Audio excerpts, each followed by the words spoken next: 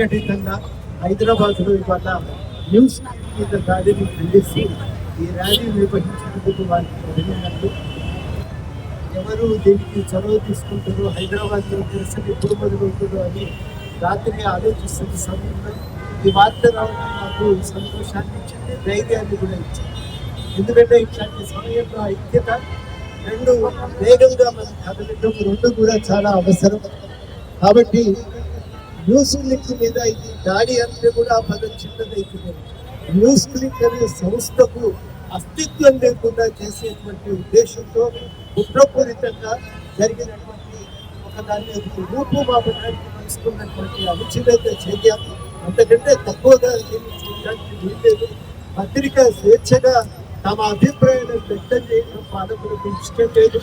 వాళ్ళ దృష్టిలో ఇట్లాంటి సంస్థలను అణిచివేస్తే ఇక రేపు ఎన్నికల్లో తిరుగుండదనే ఆలోచనతో వ్యవహరిస్తున్నారు.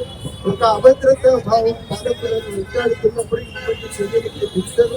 వాళ్ళు ఈ సంస్థల్ని అణిచేస్తే ఇక ప్రజల గొంతుగా వినబడటానికి అవకాశాలు ఉన్నాయి. ఇక యథేచ్ఛగా తమ ఆధిపత్యాన్ని సాగించవచ్చని అనుకుంటున్నారు. కాబట్టి ఇది చెల్లదు అనేది స్పష్టం చేస్తున్నాం. అణిచివేతతో గొంతులు ఆగుతాయనుకుంటే పొరపాటు.